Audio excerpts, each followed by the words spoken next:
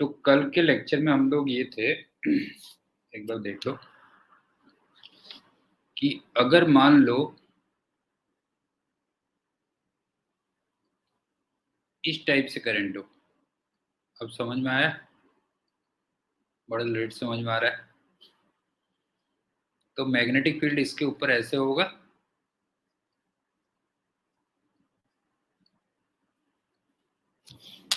अच्छा। तो जो गुड इवनिंग सोहम, और इसमें मैग्नेटिक फील्ड की जो वैल्यू होती थी म्यू नॉट लेमडा बाई 2। क्यों? और अगर मान लो ये ऐसे हो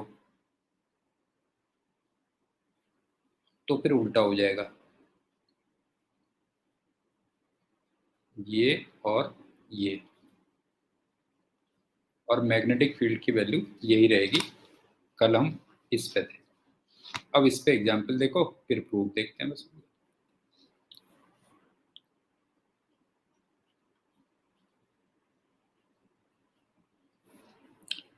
मान लो एक ये है,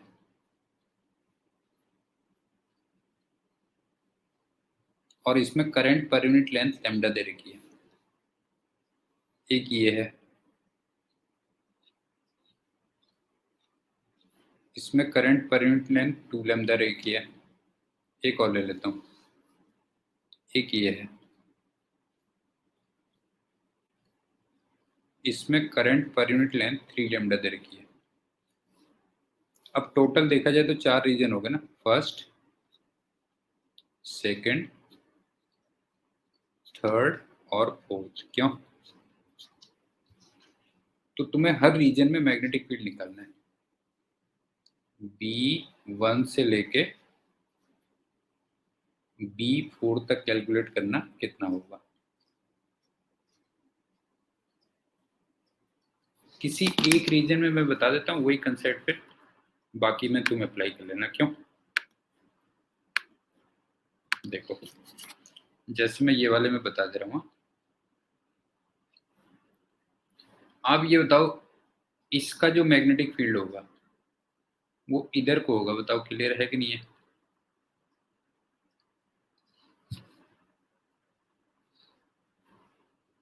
इसका जो मैग्नेटिक फील्ड होगा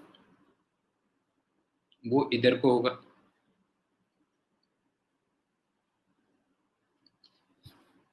और लास्ट में इसका जो मैग्नेटिक फील्ड होगा वो इधर को होगा। बताओ डायरेक्शन समझ में आ रही है कि नहीं आ रही है? बताओ डायरेक्शन समझ में आ गई ना, ऐसे या फिर ऐसे। क्यों? किस टाइप से देख लोगे तो इसका मतलब जो नेट आएगा, हाँ 3 का उल्टा होगा, बिल्कुल सही बात है।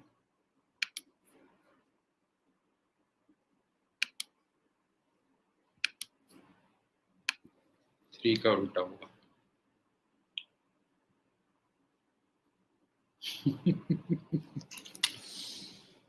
समझ में आ गया बेटा? जो है B1 इधर को, B2 इधर को, B3 इधर को, तो इसका मतलब जो नेट होगा वो होगा B2 plus B3 minus B1। क्यों? ये हो जाएगा, और ये राइट हैंड साइड को हो जाएगा। क्यों? अब B2 कितना लिखूं? Mu naught 2 lambda by 2। B3 कितना लिखूं? Mu naught 3 lambda by 2। और B1 कितना लिखूं? Mu naught lambda by 2। ये हो गया। समझ में आ गया? एग्जाम्पल समझ में आ गया कि नहीं आया ये बताओ? क्योंकि डायरेक्शन में तो कोई डाउट नहीं है ना, डायरेक्शन में तो कोई डाउट नहीं होगा। अब जरा प्रूफ चलते हैं इसका।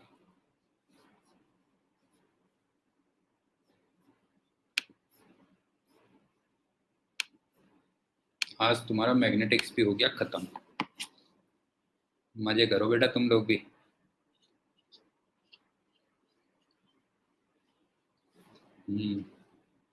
अगली बार से ही करेंगे अब शुरू। जैसे ये था देखो,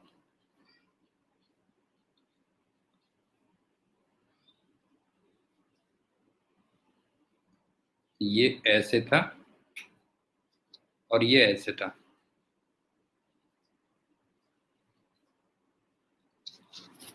अब मैं इसमें क्लोज्ड पाथ ले रहा हूँ, लेकिन अभी वो अर्थ मैग्नेटिज्म और वो वाला पार्ट रह गया है, वो मैं फिर इनमें कंप्लीट कराऊंगा, मैंने बताया।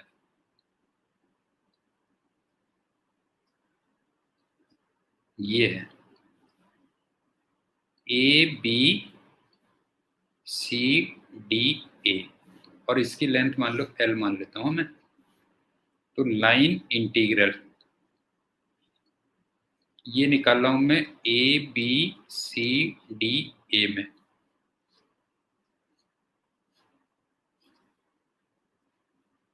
ए बी में बताओगे, बी सी में बताओगे, सी डी में बताओगे और डी ए में बताओगे।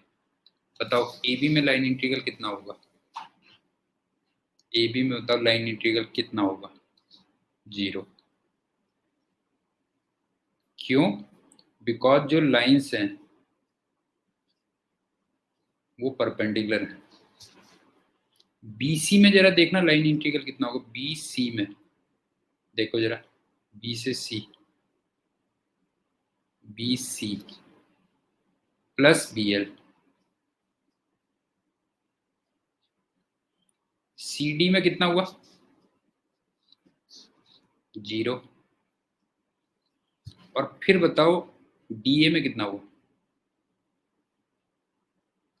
बेटा सोहम फिर से ये प्लस बी एल हो जाएगा। हाँ, प्लस बी एल होगा। अब समझ में आ गया? क्योंकि मैं डी से ए की तरफ जा रहा हूँ तो मैग्नेटिक लाइंस भी उधर ही हो गई। क्यों? हाँ बेटा, इसका मतलब टोटल लाइन इंटीग्रल कितना हो गया बताओ जाए क्लोज्ड पाथ में। देयरफॉर टोटल लाइन इंटीग्रल इन क्लोज्ड पाथ। पूरा पक्का काम करता हूँ ना मैं, ऐसे नहीं, तू जानता ही हो। Closed path A B C D A, वो प्लस 2bl हो गया। और एम्पियर सर्कुलर लॉ क्या कहता है कि ये म्यू नॉट इंटू आई नेट के इक्वल होना चाहिए। क्यों नहीं है? तो म्यू नॉट इंटू आई नेट के इक्वल होना चाहिए। और ये बताओ आई नेट जो आना चाहिए वो लेमडा इंटू आई नहीं आना चाहिए? क्योंकि लेमडा मैंने क्या माना था बताओ? करंट पर यूनिट लेंथ माना था। क्यों? Sorry, lambda into L. ये बताओ मैंने लेमडा क्या माना था? करंट पर यूनिट लेंथ माना था कि नहीं माना था बताओ जो है? करंट पर यूनिट लेंथ माना था ना, तो इसका मतलब लेमडा इंटू एल हो गया उसके अंदर। अब आप देखो एल से एल कैंसिल, तो अल्टीमेटली बी की वैल्यू कितनी आ गई बताओ जो है? बी की वैल्यू आ गई म्यू नॉट लेमडा बाई 2, ये आ गई बस। अब बताओ तुम्हें भरोसा हुआ कि नहीं हुआ? तुम सही आते हो मैं हो। सोहम बता, तेरे को ये भरोसा हुआ कि नहीं हुआ जो है? तो ऐसे वैसे गलत जगह नहीं फंस गया जो है? बता। हम्म, तो बस हो गया। ये कहता है। अब इसमें एक प्रूफ और भी था, तुमने पूछा नहीं मेरे से।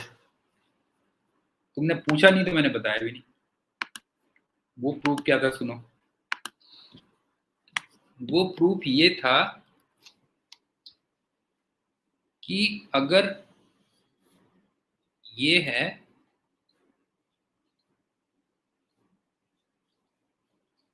तो इसमें मैंने लाइंस ऐसे क्यों मान ली? ये ऐसे और ये ऐसे।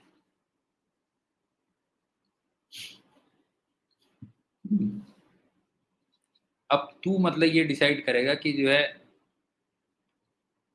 क्या काम का है क्या काम का नहीं है, मतलब जो है। अब मेरे ये दिन आ गए मतलब जो है कि क्या काम का है क्या नहीं है जो है तू बताएगा बेटा जो है। ठीक। अब इसके पीछे रीजन, अब इसके पीछे रीजन देख क्या है।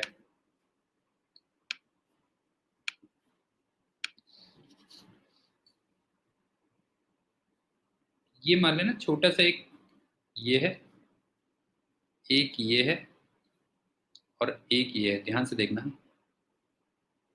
ये बताओ इसको मैं इनफाइनाइटली लॉन्ग वायर मान सकता हूं? जरा इमेजिन करो बेटा जो है, ये तो इसको इन्फाइनाइटली लॉन्ग वायर मान सकता हूँ ना, इसको मैं 1 ले लेता हूँ। अब मैं ठीक इसके ऊपर यहाँ पे देखूंगा, मान लो, तो इसकी वजह से मैग्नेटिक फील्ड इधर को आएगा।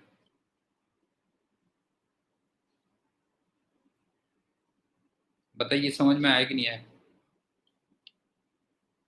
इसकी वजह से मैग्नेटिक फील्ड ये आएगा, क्यों? देखो ना, ये बना ना बेटा जो है,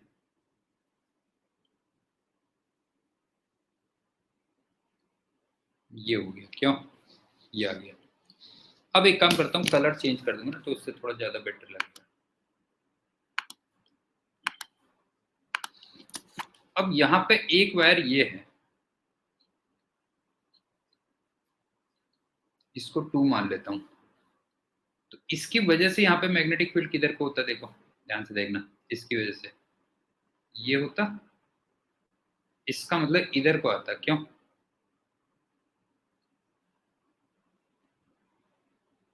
ये होता B2। लेकिन बिल्कुल इसी टाइप का एक दूसरे एंड पे भी है, देखो उतनी ही डिस्टेंस पे एक और भी है, देखो ये है, देखो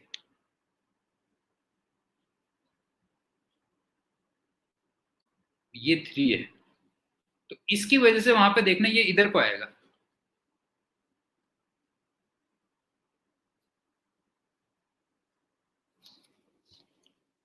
अब देखो B2 और B3 का जो वर्टिकल कंपोनेंट है वो तो तुम्हें कैंसिल दिख रहा होगा, क्यों? B2 और B3 का वर्टिकल कंपोनेंट तो कैंसिल दिख रहा होगा। तो एक बात बताओ, इसका मतलब B1 ये आ गया, उसके बाद B2 और 3 का भी इधर को आ गया, फिर यहां कहीं 4 और 5 रहे होंगे,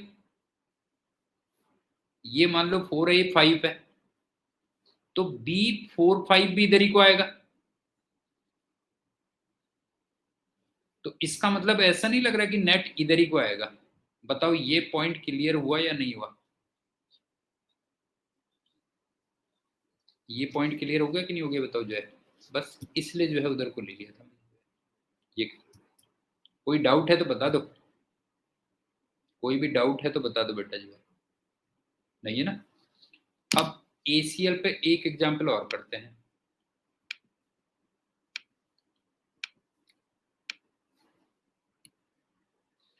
बल्कि मैं अभी कैलकुलेट कर रहा था ना उज्जवल की, अगर छुट्टियां उट्टियां ज्यादा नहीं हुई तो हो सकता है तुम्हारा अक्टूबर में ही कोर्स खत्म हो जाए।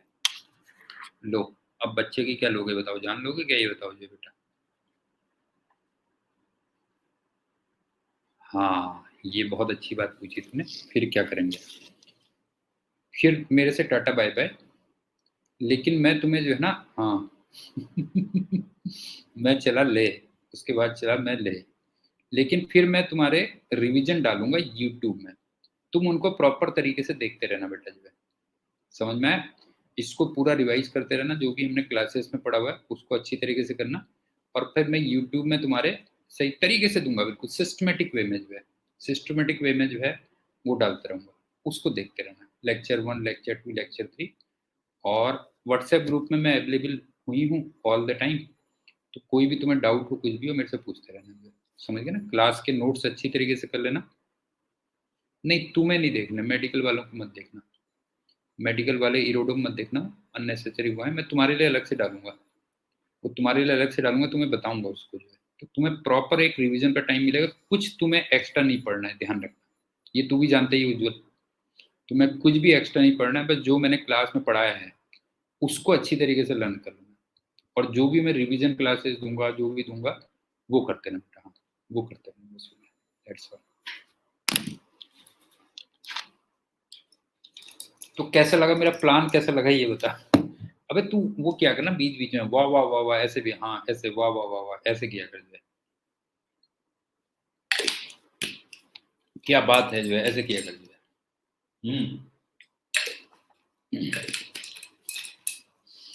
अब अगला देख।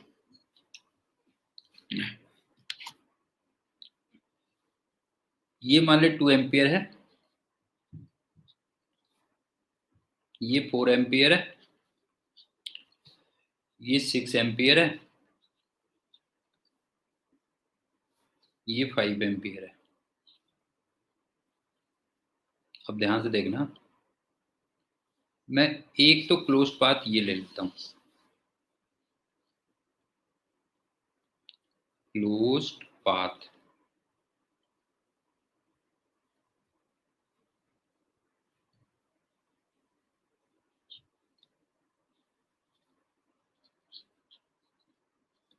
वन, और इसमें मैं क्लॉकवाइज चलूंगा, और इसमें जो टोटल लाइन इंटीग्रल आएगा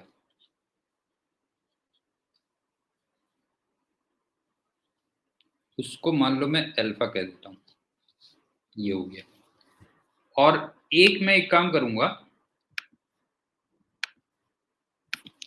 एक मैं क्लोज पाथ ये ले लूंगा,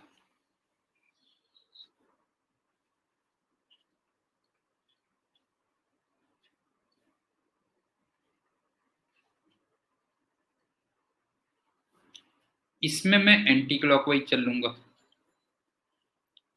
और इसमें जो टोटल लाइन इंटीग्रल होगा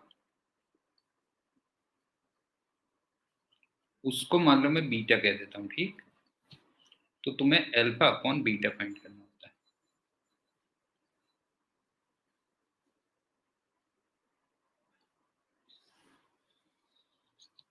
ये कह लो जी। अब मुझे एक बात बताओ कि जो एम्पियर सर्किटल लॉ है वो क्या कहता है, total line integral from closed path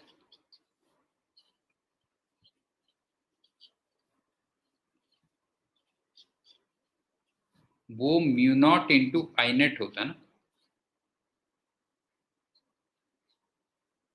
बताओ क्लियर है कि नहीं होता मुझे। इसका मतलब it is proportional to I net. लेकिन सिर्फ इतने से ही काम नहीं चलता, साथ में तुम्हें ना वो भी देखना पड़ता है बेटा, क्लॉकवाइज या एंटी क्लॉकवाइज, ये सब भी तुम्हें देखना पड़ता है ना। तभी तो फिर वो प्लस बी एल या माइनस बी एल आता है कि नहीं आता, बता जो है ये बता। तभी वो प्लस बी एल आता है या फिर माइनस बी एल आता है। आई थिंक समझ में आ गया होगा क्या कह रहा हूं मैं, कि जो total line integral from any close path वो होता है mu not into I net, इसका मतलब प्रोपोर्शनल टू आई नेट के इक्वल हुआ। लेकिन साथ में सेंस ऑफ रोटेशन भी आपको देखना पड़ेगा, क्योंकि उसी से फिर प्लस बी एल और माइनस बी एल होता है। अब तुम मेरे को एक बात बताओ कि इस वाले में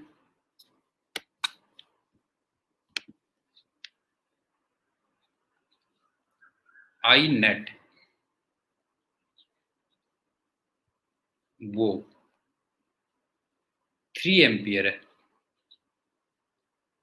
और क्रॉस डायरेक्शन में है, और साथ में मैं क्लॉकवाइज घूम रहा हूं। तो एक बात बताओ, जो टोटल लाइन इंटीग्रल होगा जिसको मैंने अल्फा कहा, क्रॉस करंट है, क्लॉकवाइज ही घूम रहा हूं मैं, तो ये बताओ ये प्लस 3 इंटू प्रपोर्शनली कांस्टेंट सी। बताओ ऐसे बोल दूं, ये समझ में आ रहा है कि नहीं आ रहा है, बताओ ये बताओ समझ में आया कि नहीं आया बेटा, बताओ जो है कि इस वाले में जो नेट करंट है वो 3 एम्पियर है, क्रॉस है और क्लॉकवाइज घूम रहा हूं मैं। तो इसका मतलब जो टोटल लाइन इंटीग्रल होगा वो प्लस में होगा ना, क्योंकि क्रॉस का मतलब ऐसे हो गया, ऐसे ही घूम रहा हूं मैं, इसी टाइप से घूम रहा हूं। तो प्लस 3 इंटू प्रपोर्शनलिटी कांस्टेंट आ गया।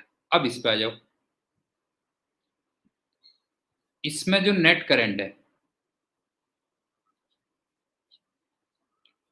वो 2 एम्पियर है और वो भी क्रॉस डायरेक्शन में है। लेकिन इस वाले में मैं एंटी क्लॉकवाइज घुमाऊं, क्यों नहीं है, इसमें एंटी क्लॉकवाइज घुमाऊं, इसका मतलब जो टोटल लाइन इंटीग्रल होगा जिसको मैंने बीटा बोला है उसको मैं -2 इंटू प्रपोर्शनलिटी कांस्टेंट कह दूं। एक्चुअल में प्रोपोर्शनलिटी कांस्टेंट और म्यू नॉट है देखा जाए तो, क्यों नहीं है, प्रोपोर्शनलिटी कांस्टेंट क्या है बताओ, वहां पे अगर सी देखोगे तो क्या है, वो म्यू नॉट है एक्चुअल में, प्रोपोर्शनली कांस्टेंट म्यू नॉट है कह लो जो है। क्यों? तो माइनस का समझ में आ रहा, -2 इंटू क्यों लिखा बेटा मैंने, ये बताओ जो है, -2 इंटू सी क्यों लिखा बताओ जो है। तो इसका मतलब अल्फा अपॉन बीटा कितना आ गया बताओ, -3/2 आ गया, बस हो गया answer. Therefore alpha upon beta -3/2 ये आ गया। समझ में आई बात या नहीं आई बताओ बेटा जो है, पॉइंट समझ में आया कि नहीं आया, ये है कर। अब चलते हैं नेक्स्ट पॉइंट।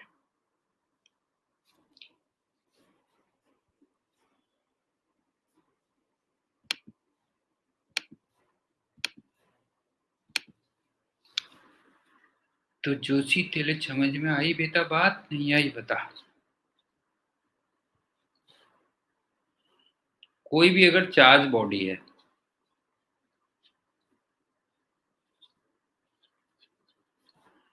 जिसमें Q भी है और M भी है, वो अगर रोटेट कर रहा है, रोटेटिंग,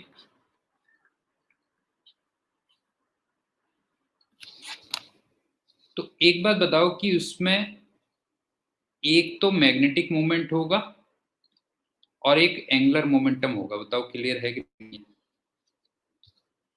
कोई भी अगर चार्ज बॉडी है जिसमें Q है और M है और अगर वो रोटेट कर रहा है, तो उसमें एक तो मैग्नेटिक मोमेंट होगा M और एक होगा L। तो एक बड़ा इंटरेस्टिंग रिजल्ट आता है कि जो M/L होता है ना, वो किसी भी बॉडी के लिए Q/2M आता है, बस ये ध्यान रखना। बहुत इंपॉर्टेंट, छोटा सा है लेकिन बहुत इंपॉर्टेंट रिजल्ट है, वेरी इंपॉर्टेंट रिजल्ट।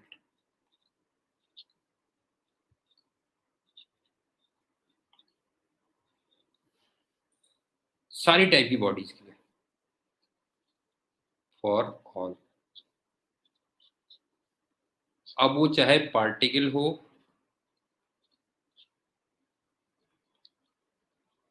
वो चाहे रॉड हो, वो चाहे डिस्क हो, एक्सेट्रा, कुछ भी कह लो। मैं एक काम करता हूँ, सिंपल पार्टिकल के लिए तुम्हें प्रूफ कर देता हूँ, वही चीज फिर बाकी एक्सटेंड हो जाती है, किसी में भी एक्सटेंड हो जाती है। वो देखो क्या है,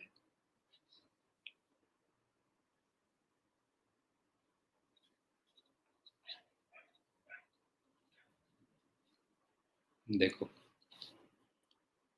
M=NiA होता है, क्यों?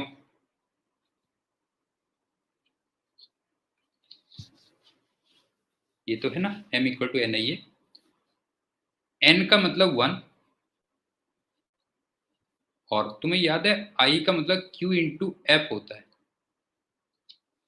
याद है कि नहीं होता? ये मैंने कहीं पे दिया था तुम्हें। अगर कोई चीज रोटेट कर रही है, अगर Q चार्ज F फ्रीक्वेंसी से रोटेट कर रहा है, Q चार्ज अगर F फ्रीक्वेंसी से रोटेट कर रहा है, तो किस करंट के इक्वल होता है? Q/F के इक्वल होता है। याद आया कि नहीं आया बताओ? याद आ गया ना, Q/F। और A का मतलब πr² हो गया अगर वो R रेडियस में रोटेट कर रहा है, क्यों? और फ्रीक्वेंसी जो आती है वो ω/2π आती है, ये जानते होंगे, फ्रीक्वेंसी होती है ω/2π। तो अल्टीमेटली ये क्या हो गया बताओ, Q ω/2π πr², और पाई से और पाई हो गया कैंसिल, ये तो M आ गया। अब चलते हैं L। L=I ω होता है, नहीं है बताओ? L=I ω होता है, और पार्टिकल के लिए जो I होगा वो mr² होगा, mr² इंटू ओमेगा। तो फाइनली जरा देखना, देयरफॉर M/L कितना हो गया बताओ जो है, चेक करके देखो Q/2M आ रहा है कि नहीं आ रहा है, चेक करो।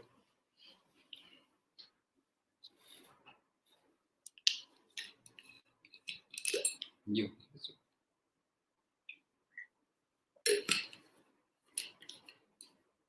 समझ में आ गया?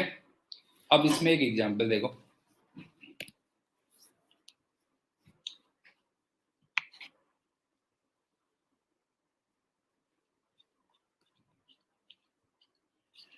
तुमने केमिस्ट्री में बोर्स एटॉमिक मॉडल पढ़ लिया? पढ़ लिया ना, केमिस्ट्री में बोर्स एटॉमिक मॉडल पढ़ लिया होगा। तो हाइड्रोजन एटम में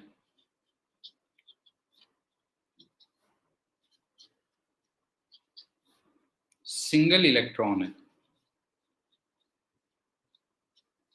और वो थर्ड ऑर्बिट में है,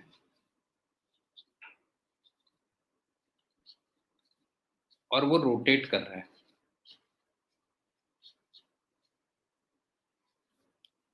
तो रोटेशन की वजह से वो एक तरीके से करंट कैरिंग लूप की तरह हो गया ना,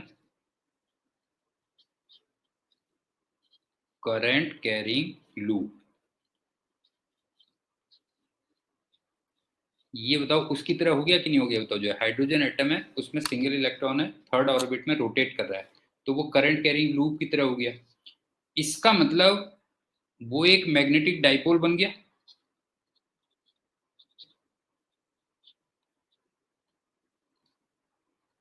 क्यों नहीं होता? वो एक मैग्नेटिक डाइपोल बन गया। तो हमें इस मैग्नेटिक डाइपोल का एम कैलकुलेट करना है, कितना होगा।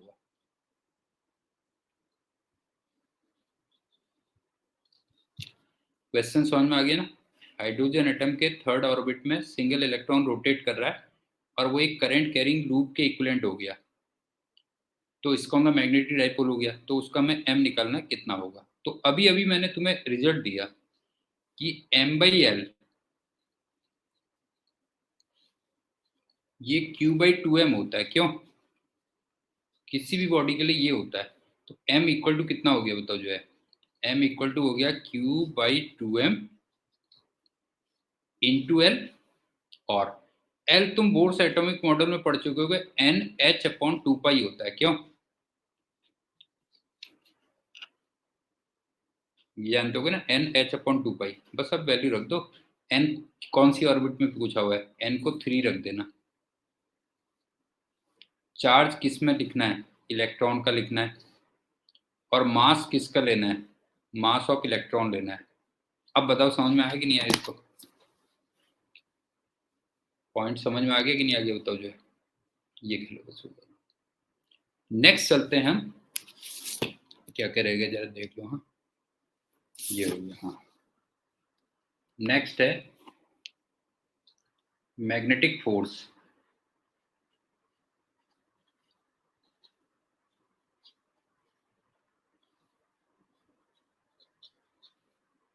बिटवीन टू पैरेलल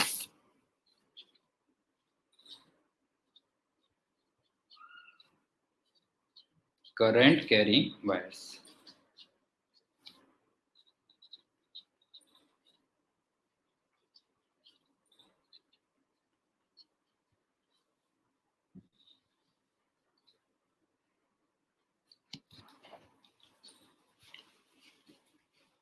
अब सुनो पहली बात, अगर दो current carrying parallel current carrying wires हैं तो वो एक दूसरे को या तो अट्रैक्ट करते हैं या फिर रिपेल करते हैं। ध्यान रखना, अगर दो पैरेलल करंट कैरिंग वायर्स हैं तो वो एक दूसरे को या तो अट्रैक्ट करेंगे या फिर क्या करेंगे, रिपेल करेंगे। तो अगर सेम डायरेक्शन में करंट है,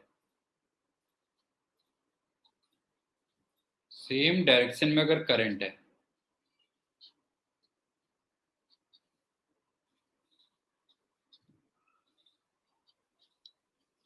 तो वो एक दूसरे को अट्रैक्ट करते हैं, और अगर अपोजिट करंट्स हैं तो रिपेल करते हैं।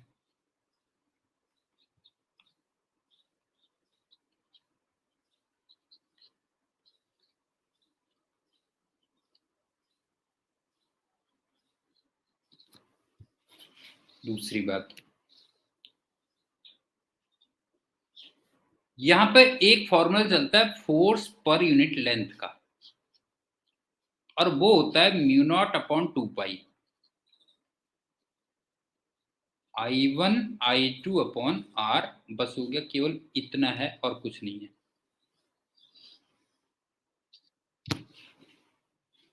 समझ में आई बात? कि अगर दो पैरेलल करंट कैरिंग वायर्स हैं तो वो एक दूसरे को या तो अट्रैक्ट करेंगे या रिपेल करेंगे। अगर सेम डायरेक्शन में करंट तो अट्रैक्ट और अपोजिट डायरेक्शन में करंट है तो रिपेल, और फोर्स पर यूनिट लेंथ का ये फॉर्मूला होता है। अब जरा इसका प्रूफ देख लेते हैं और फिर एग्जाम्पल देख लेंगे। बस जैसे मान लो ना सेम डायरेक्शन में करंट है, ये I1 है, ये I2 है, और ये इनके बीच की डिस्टेंस R है। अब मुझे एक बात बताओ, ये जो I1 करंट है ये I2 पे इधर को मैग्नेटिक फील्ड देगी या नहीं देगी बेटा, ये बताओ।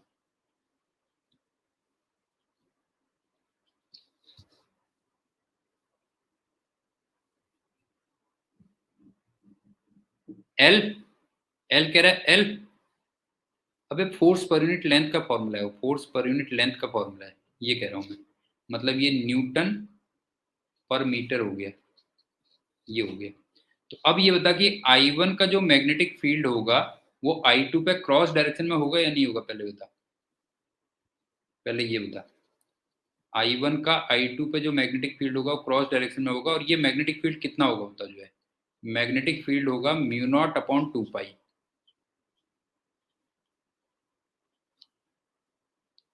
I1 अपॉन R होगा, ये तो क्लियर है।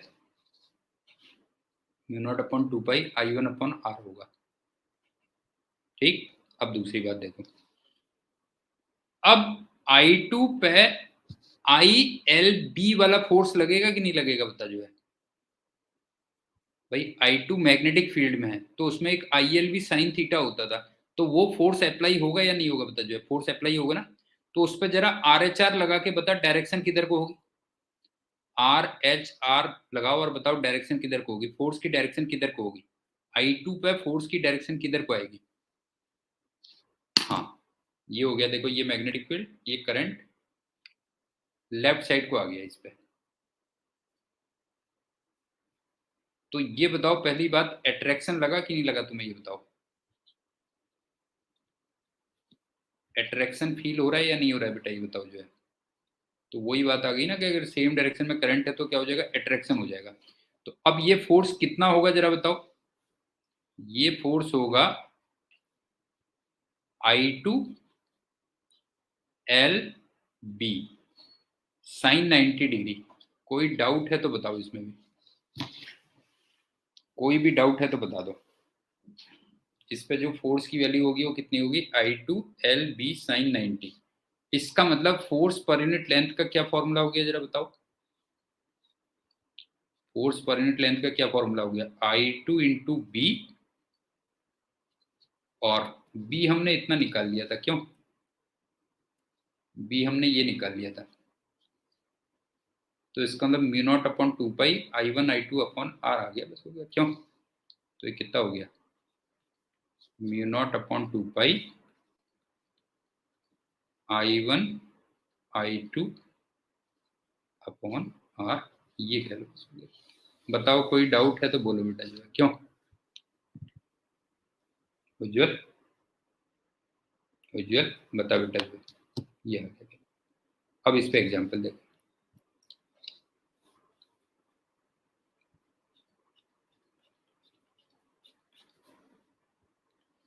एक करंट ये है, एक करंट ये है, एक ये है, एक ये है।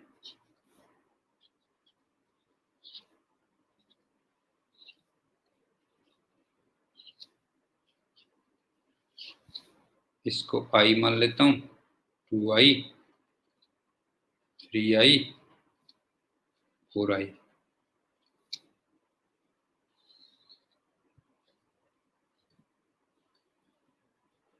R R R। अब मुझे ना फोर्स पर यूनिट लेंथ उसके मैग्नीट्यूड का ऑर्डर निकालना है। Order of force per unit length इसके मैग्नीट्यूड का on wires.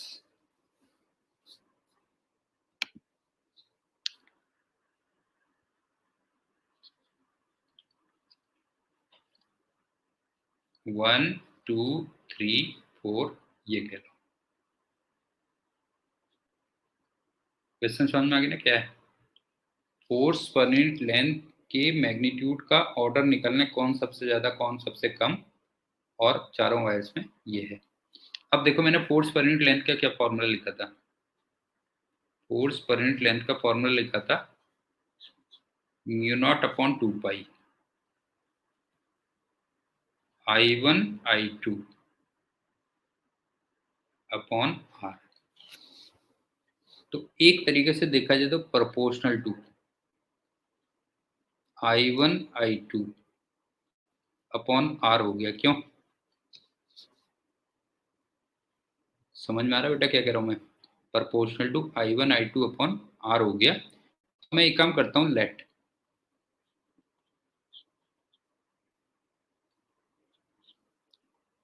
I into I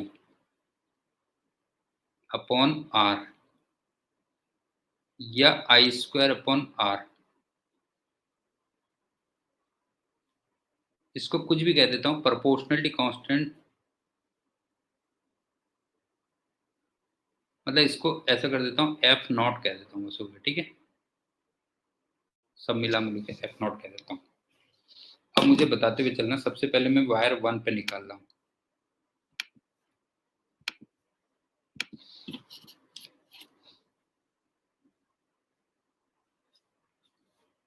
wire 1 को ये बताओ, ये 2i अट्रैक्ट करेगा या रिपेल करेगा? बताओ। वायर 1 को अट्रैक्ट करेगा, रिपेल करेगा? रिपेल करेगा। और जरा एफ नॉट के टर्म्स में बताओ, बताओ कितने से? एफ नॉट के टर्म्स में बताओ। आई इंटू आई अपॉन आर को मैंने एफ नॉट बोल दिया था, हाँ 2 एफ नॉट से, तो ये 2 एफ नॉट आ गया।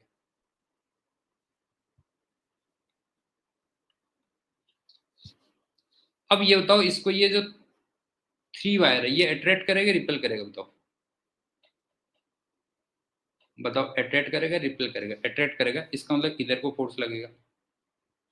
और जरा बताओ एफ नॉट के टर्म्स में कितना? बताओ। नहीं बेटा, ये तुमने डिस्टेंस भूल गया। फिर तुम डिस्टेंस भी तो ये हो गई है, डिस्टेंस भी तो डबल हो गई है, ये नहीं भूल गया तो ये भूल गया। क्यों सोम? हाँ, तो ये हो गया 1.5 एफ नॉट हो गया। क्यों?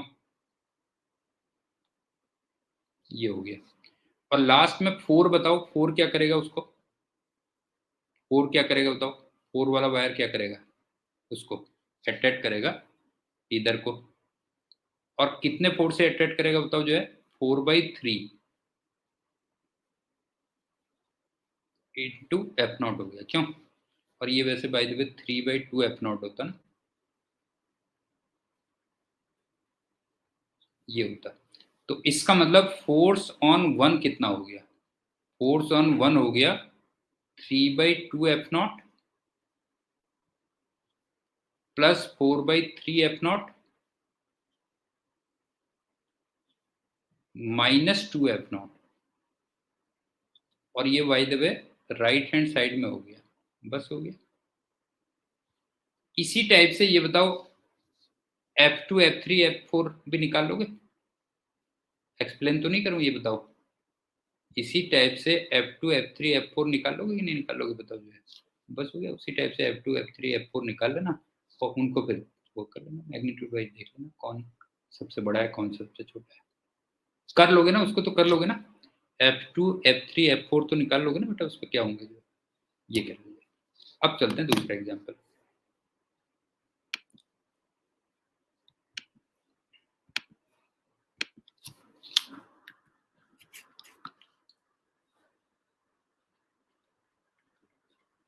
अच्छा तुम मेरे को एक बात बताओ, दिमाग लगा के बताओ कि पूरी फिजिक्स में कौन सा चैप्टर ऐसा है जो सब जगह अपनी टांग अड़ा देता है? बताओ जो है। एक चैप्टर ऐसा है जो कई जगह अपनी टांग मारता है।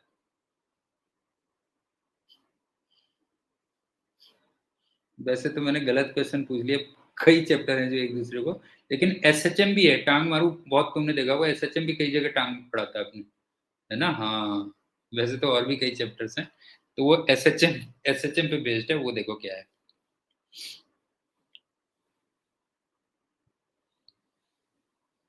ये वायर ना फिक्स्ड है। अच्छा, वर्टिकल प्लेन में। हाँ, मुझे लगा बाद में कि मैंने थोड़ा गलत क्वेश्चन पूछ लिया। हाँ, फ्लूट सबसे कम टांग मारते हैं, जैसे ही कह रहे थे, वर्टिकल प्लेन में।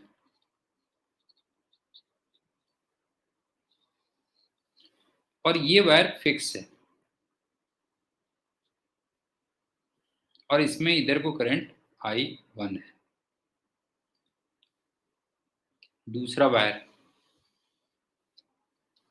ये फ्री टू मूव है।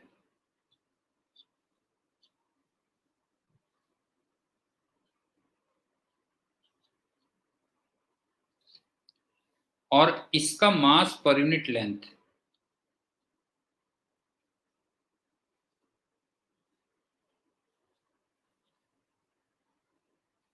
वो लैम्डा दिया हुआ है। और R0 डिस्टेंस पे ये इक्विलिब्रियम पे है, एट इक्विलिब्रियम।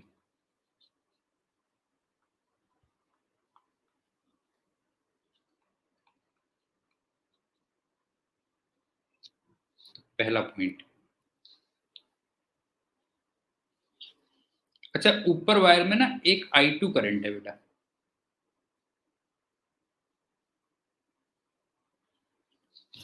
अभी डायरेक्शन अभी नहीं दिखाई है मैंने। ऊपर वाले वायर में एक I2 करंट है। तो सबसे पहले, हाँ बिल्कुल सही कहा, एक मैंने वही पूछना था कि डायरेक्शन ऑफ I2 क्या होगी। डायरेक्शन ऑफ I2 क्या होगी।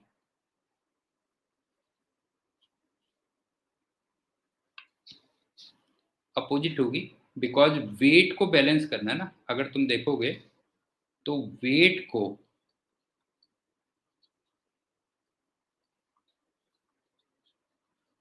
रिपल्सन से बैलेंस करना है। क्यों, समझ में आ रहा है? रेट वेट कहाँ से बैलेंस होगा? वेट बैलेंस होगा रिपल्सन से। तो रिपल्सन तभी होगा जब अपोजिट करंट होगी। क्यों? तो इसका मतलब अपोजिट करंट होगी।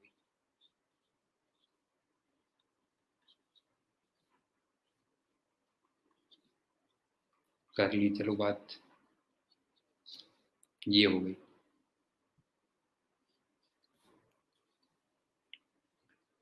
दूसरा, इक्विलिब्रियम पे तुम्हें R0 निकालना है।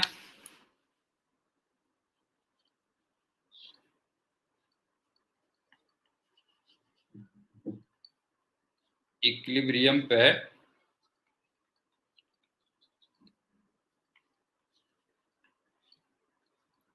R0 निकालना है, कितना होगा। तो एक बात बताओ कि weight per unit length, weight per unit length, ये तुम्हें लग रहा है कि रिपल्सन पर यूनिट लेंथ होना चाहिए।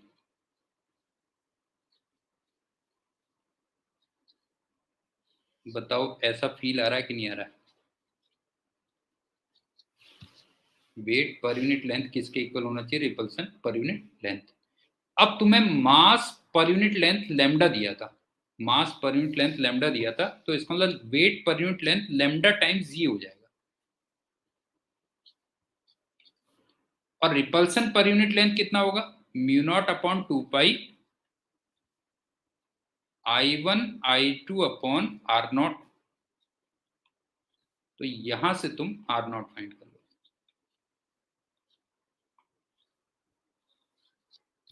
कैलकुलेशन समझ में आ गई? कैलकुलेशन समझ में आ गई कि नहीं आ गई बेटा? बताओ जो है कि ये हो गया कैलकुलेशन। अब चलते हैं सी पार्ट। सी पार्ट में ये कहता है कि अगर ऊपर वाले वायर को थोड़ा सा डिस्प्लेस कर देते हो तो हमें प्रूव करना है कि वो एसएचएम करेगा और उसका टाइम पीरियड निकालना है। अपर वायर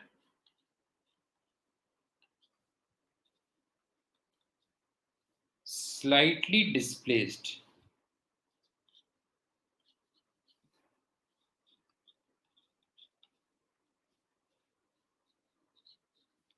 तो प्रूव एसएचएम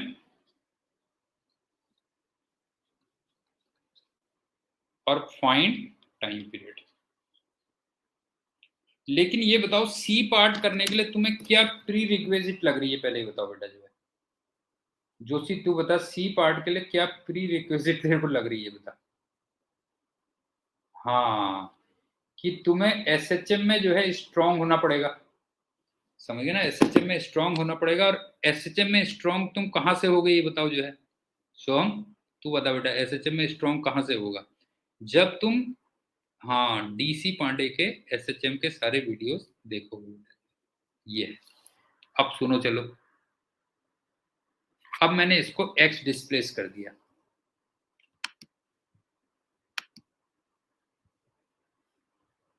हाँ वो अभी हुए नहीं है, हो जाएंगे, चिंता मत कर तू, हो जाएंगे बेटा, तू क्यों परेशान होता है। अब जब मैं एक्स डिस्प्लेस कर दे रहा हूँ, यहाँ पे थोड़ा ज्यादा दिखा दे रहा हूँ जानबूझ के।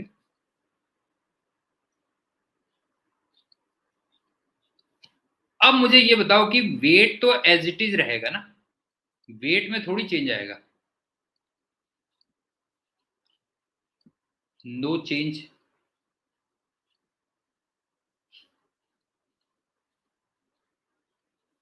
लेकिन जो रिपल्सन होगा वो तुम्हें लग रहा है कि बढ़ जाएगा।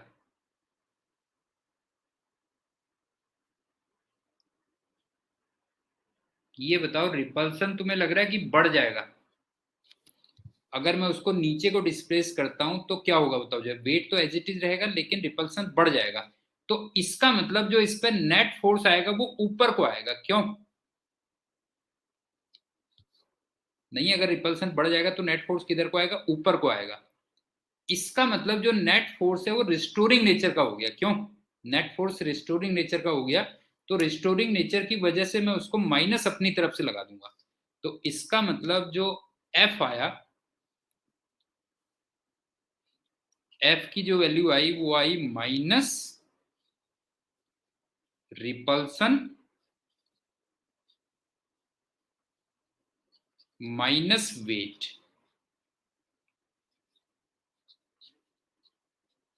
लेकिन एक चीज का ध्यान रखना है, ये जो भी फोर्स चल रहा है वो पर यूनिट लेंथ चल रहा है, सब कुछ सारी कैलकुलेशन जो चल रही है वो क्या चल रही है बताओ, पर यूनिट लेंथ की चल रही है।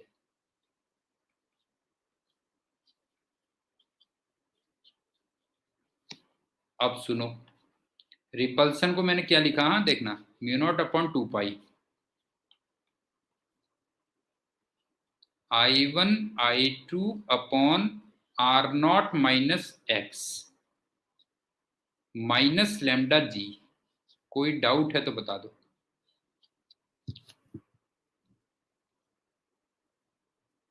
बताओ, mu naught upon 2 pi I1 I2 upon R naught minus x minus lambda g. अब मैं इसमें कुछ मैथ्स लगाऊंगा, minus mu naught upon 2 pi I1 I2 upon R naught 1 minus x upon R naught, इसकी पावर -1 माइनस लेमडा जी। बिल्कुल ईमानदारी से बताओ समझ में आया कि नहीं आया।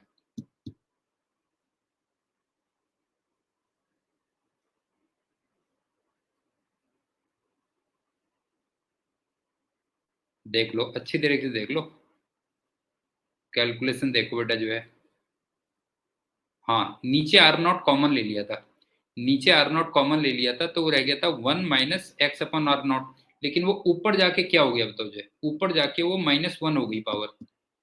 सोम बता जरा बेटा जो है, नीचे मैंने आर नॉट को कॉमन ले लिया था, नीचे आर नॉट को कॉमन ले लिया था, तो नीचे क्या रहा बता जो है, नीचे रहा 1 minus x upon R naught. लेकिन जब वो ऊपर जाएगा, नहीं है, जब वो ऊपर जाएगा तो वो 1 minus x upon R naught की पावर -1 हो जाएगा। ये बताओ ये मैथ समझ में आई या नहीं आई।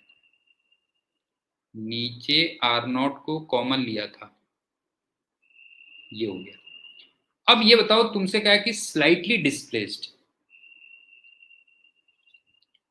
तुमसे कहा है कि slightly displaced,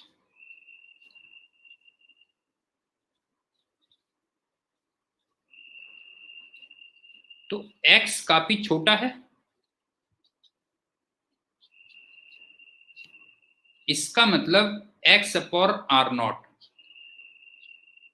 very very less than 1 है, तो मैं बाइनोमियल लगा सकता हूं इसमें, ये तो बाइनोमियल लगा सकता हूं ना, तो सीधे सीधे पावर से मल्टीप्लाई हो जाता है, बस तुम जानते हो कि पावर से मल्टीप्लाई हो जाता है। तो इसका मतलब ये हो गया minus mu naught upon 2 pi I1 I2 upon R naught 1 plus x upon R naught minus lambda g. बताओ कोई डाउट है तो बता दो बेटा, क्योंकि बाद में फिर मेरे को पसंद नहीं आती वो सारी चीजें ना, फिर वो चीजें मुझे पसंद आती नहीं है कुछ भी। अच्छा एक चीज और देखो कि लेमडा जी कितने के इक्वल था, ये तो लेमडा जी कितने के इक्वल था बताओ, mu naught upon 2 pi I1 I2 upon R naught के इक्वल था। तो उसमें देखो एक चीज कैंसिल हो रही होगी, आप देखो इसमें एक चीज कैंसिल हो रही होगी, ये लेमडा जी ये 1 वाले से कैंसिल हो जाएगा,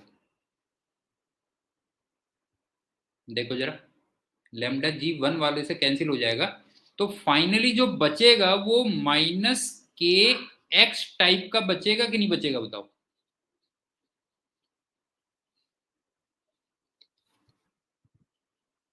ये तो लेमडा जी की जो वैल्यू थी वो mu naught upon 2 pi I1 I2 upon R naught के इक्वल थी, तो वो 1 वाला फैक्टर कैंसिल हो गया, तो लास्ट में ये माइनस के एक्स टाइप का बचेगा कि नहीं बचेगा, तो जो है के एक्स टाइप का बचेगा। यहाँ पे के कितना है बाय द वे, के है mu naught upon 2 pi I1 I2 upon R naught का स्क्वायर है, क्यों,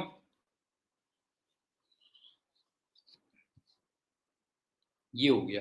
और एक बात बताओ कि लास्ट में अगर ये माइनस के एक्स टाइप का है तो ये एस एच एम होता है या नहीं होता, बताओ बेटा जी, एस एच एम तो प्रूफ हो ही गया।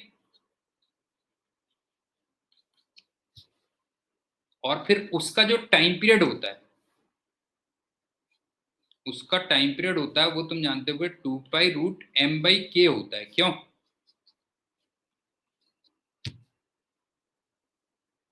ये होता है ना m/k होता है या नहीं होता है, बताओ लास्ट में टाइम पीरियड क्या होता है, m/k होता है। लेकिन यहाँ पे फिर से एक कैच पॉइंट है, और वो कैच पॉइंट ये है कि यहाँ पे जो m होगा वो एक्चुअल में मास पर यूनिट लेंथ होगा, समझ में आया बेटा। यहाँ पे जो m होगा ये क्या होगा बताओ जय, ये दोबारा से एक बार मास पर यूनिट लेंथ होगा, बस हो गया। क्योंकि सारी की सारी कैलकुलेशन क्या चल रही थी बताओ, मास पर यूनिट लेंथ की चल रही थी, इसका मतलब लैम्डा का इक्वल हो, ये कह लो।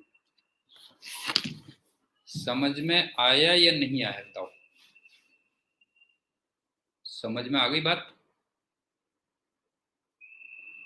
ये है क्या। अब एक आध प्रॉब्लम कर लेते हैं, अभी 10 मिनट हैं तो एक आध प्रॉब्लम कर लेते हैं, उसके बाद हम चैप्टर को कर देंगे क्लोज बेटा। सुनो क्या है, हाँ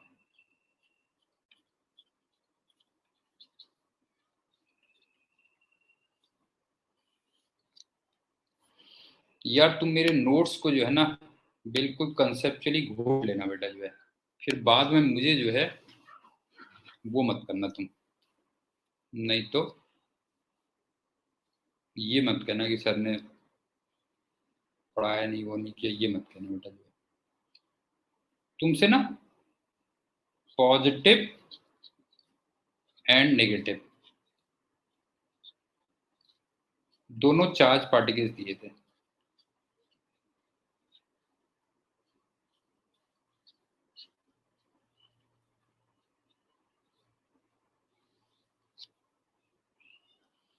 अच्छा नहीं तुम्हारा सॉरी, एक लेक्चर प्रॉब्लम्स में और लगेगा, एक लेक्चर और लगेगा, तो उसके अगले में करेंगे EMI। अब मेरे को याद आ गया ना, एक टाइप की प्रॉब्लम रह गई थी, ये था। अब उसमें जो इलेक्ट्रिक फील्ड था रेस्ट में थे, मान लो, हाँ ये थे रेस्ट में,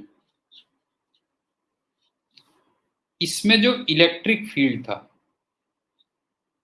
ये तो था पॉजिटिव एक्स में, और जो मैग्नेटिक फील्ड था ये था पॉजिटिव जेड डायरेक्शन में। तो तुमसे ये कहता है कि वो दोनों पार्टिकल्स किधर को डेविएट किधर को होंगे, डेविएशन ऑफ पार्टिकल्स किधर को होगा।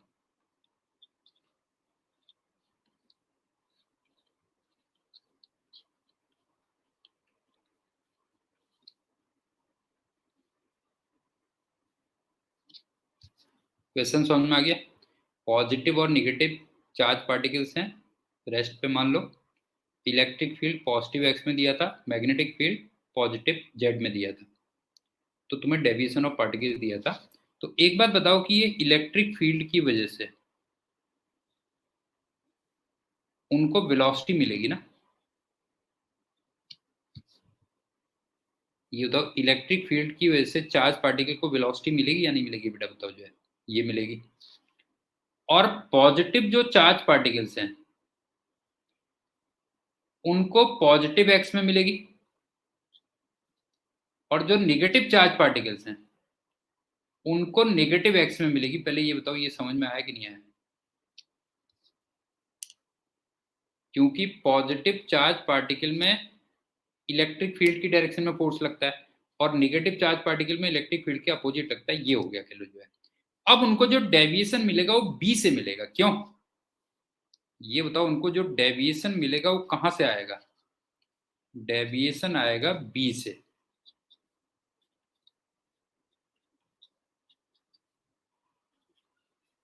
अब फोर्स क्या होता था याद करो, फोर्स होता था क्यू वी क्रॉस बी। अब मैं दोनों पार्टिकल्स को अलग अलग देख लेता हूँ, ध्यान से देखना बेटा जो है। तुम भी क्या याद रखोगे, किस रईस से पता पड़ गया ये। एक बात बताओ, क्यू जब पॉजिटिव है तो वेलोसिटी प्लस आई कैप में है, और मैग्नेटिक फील्ड प्लस के कैप में है। तो इसका मतलब फोर्स किधर को आ रहा है जरा बताओ, आई के माइनस जे कैप में आ रहा है। क्यों, ये हो गया। अब चार्ज जब नेगेटिव है तो वेलोसिटी नेगेटिव आई में है, और मैग्नेटिक फील्ड प्लस के कैप में ही है। तो इसका मतलब फोर्स इसमें भी देखो किधर को आ रहा है, बताओ। इसमें भी फोर्स किधर को आ रहा है बताओ, माइनस जे कैप में ही आ रहा है। क्यों, माइनस जे कैप में आ रहा है। तो इसका मतलब दोनों पार्टिकल्स किधर को डेविएट होंगे बताओ जो है। इसका मतलब दोनों के दोनों पार्टिकल्स किधर को डेविएट होंगे, नेगेटिव वाई डायरेक्शन में होंगे। बस हो गया। क्यों, देयरफॉर बोथ पार्टिकल्स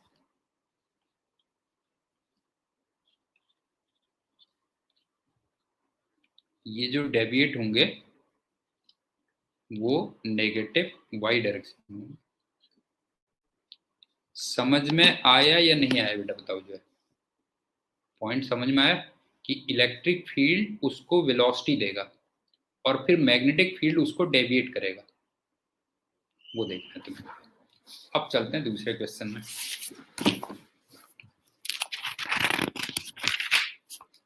तो बेटा ऐसी है, बैच हो गया, कोई जब माया जाल है और कुछ नहीं।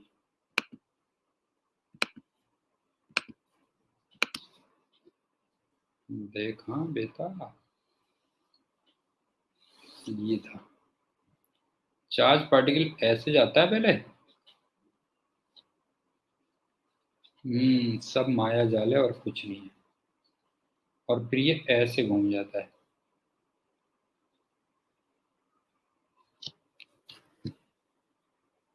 और ये पॉजिटिवली चार्ज पार्टिकल है।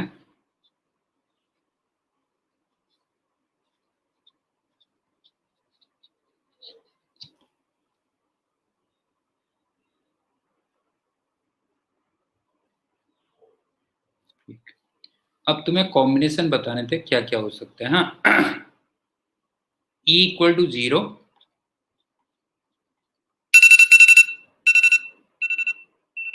चलो इसको टू बी कंटिन्यूड की कैटेगरी में डाल देता, टू बी कंटिन्यूड,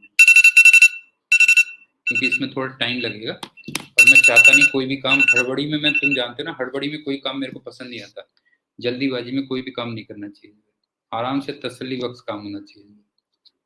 तो बाकी चलो कल मिलते हैं, okay bye and thank you. हाँ